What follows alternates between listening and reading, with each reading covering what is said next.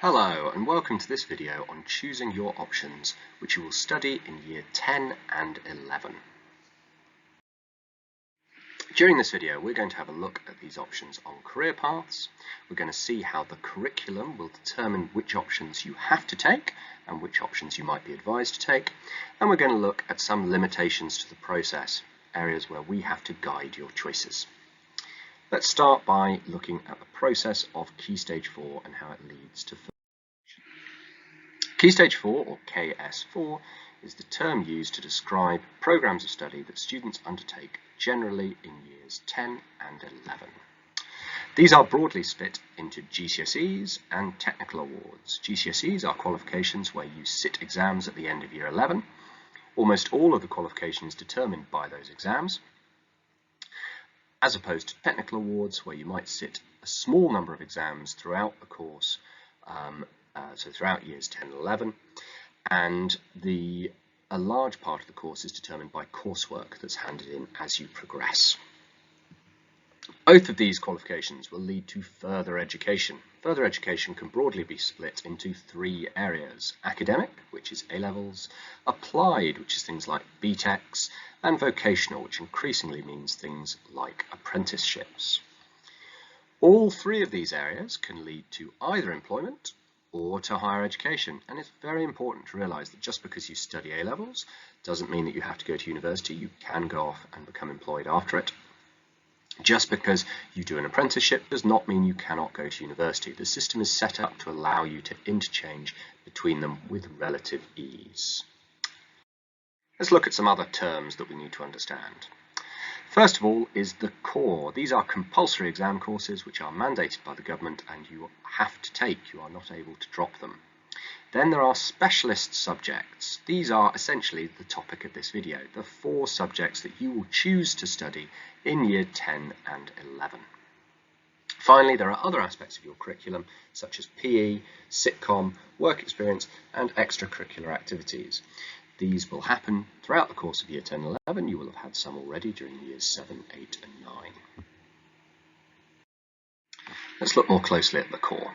Core is split into 2 English qualifications, English Language GCSE and English Literature GCSE, Maths GCSE, and then Science. Now Science can be a little complicated. You can either do 2 GCSEs in Science, sometimes called double science or combined science.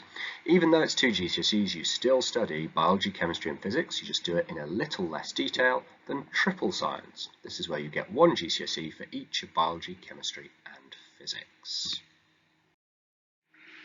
The specialist subjects are the options subjects, and these are where students will pick 4 subjects from about 20 courses.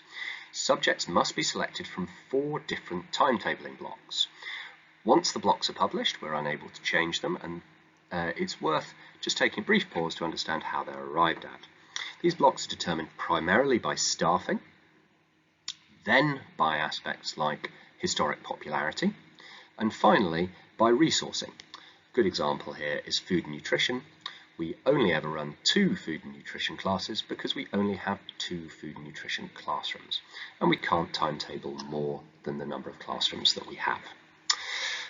Because students may not necessarily get their first choice, for example, if 40 students choose to do food and nutrition in one particular block and we only have 20 cookers, then we can only teach 20 students at one time. It is crucial that students pick a reserved choice that they're going to be happy with for every single block.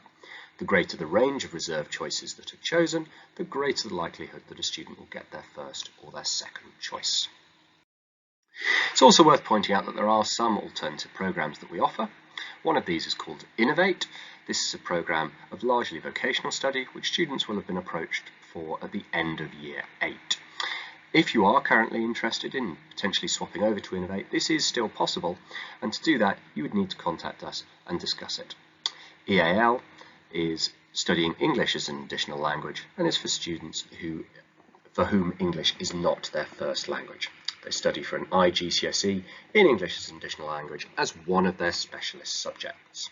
Let's look at an example set of option blocks. It is absolutely critical to understand that these are not the option blocks for this year. These are still being determined.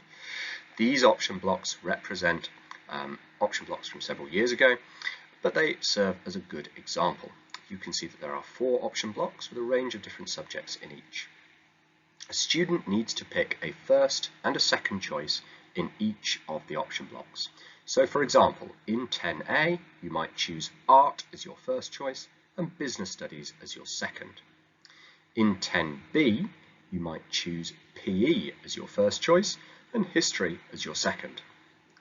The greater the range of choices, the less overlap you pick, the more likely you are to get your first and your second choices.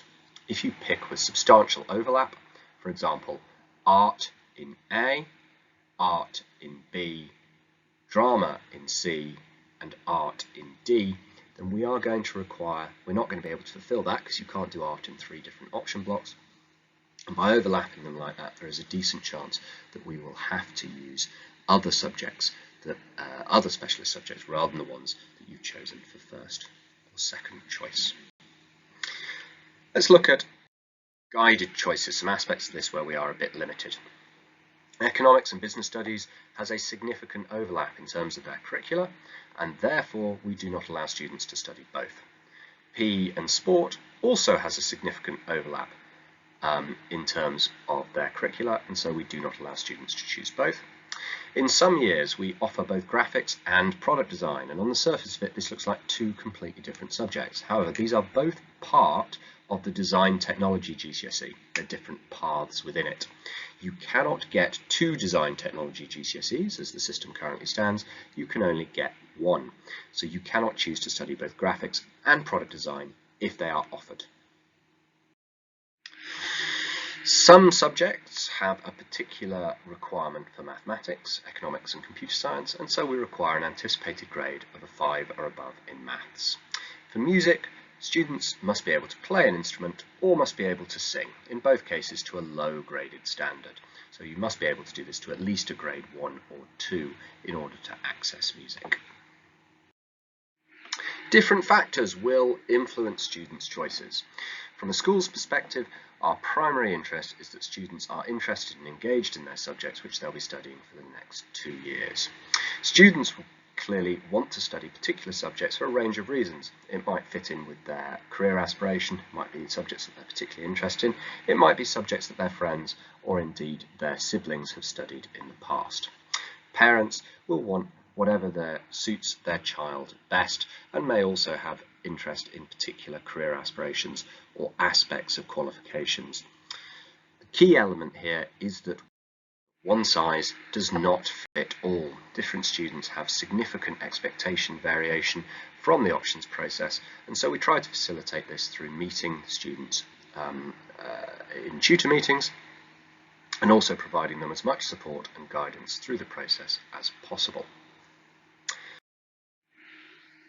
Final repetition of an earlier point, the vast majority of choices are mutually agreed. So this is where students are either getting their first or second choice from the options form they complete, or they agree to make a change, or they request a change.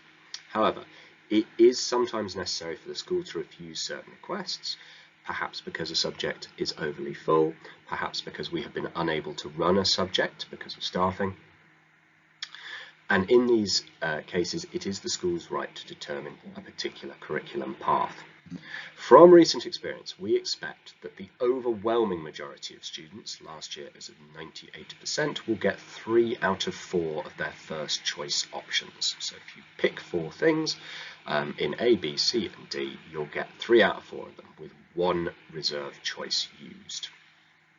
We also expect that the vast majority of courses will run, and it is fairly rare that we need to cancel a course. But if for one of 2 reasons, either it's not selected enough or we are unable to staff it, we may have to pull a particular subject, in which case we will need to reshuffle the students who did select that subject into other options. This will be done in consultation with them. Some students and parents may be interested in achieving the full English baccalaureate. This, which is sometimes shortened to EBAC, is a way of measuring students' attainment in particularly academic subjects. Students achieve the English baccalaureate, or EBAC, by getting a grade 9 to 5 in 5 subject areas. including English, Maths, Science, a language, and one of History, Geography, or Computer Science. We do not believe that for every student this is appropriate, and we do not require that all students get the full English Baccalaureate.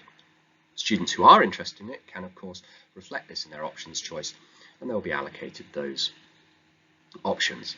However, we do think that it is appropriate for all students to study at least one of either a language or history, geography, or computer science. So students are required to pick at least one of these amongst their options. So let's have a little look at the process. The Year 9 Assembly introducing the options process to them, which uses this PowerPoint, will be happening shortly. At the same time, activities are released for students to do in tutor time with their tutors. Some subjects which are not studied in years 7, 8 and 9 will have a specific assembly to introduce them to students. Options booklets detailing exactly what we offer and the requirements for them, along with the blocks, are released at the same time. There are drop-in sessions for new subjects and a parents' evening for parents to discuss the suitability of particular subjects with teachers.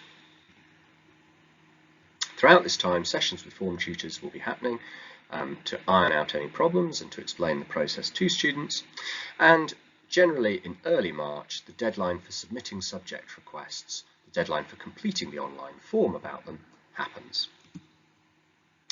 Finally, after a lot of timetable shuffling and arranging of groups, in late June or early July, options letters are sent home. These detail the particular options that have been selected by students and how they've been allocated. Students are able to request changes which can be negotiated with the school right up until the second week in September. Changes after this point will not be possible. Students will need to continue with those courses for years 10 and 11 we'll need to continue with those courses for years 10 and 11 after the second week in September.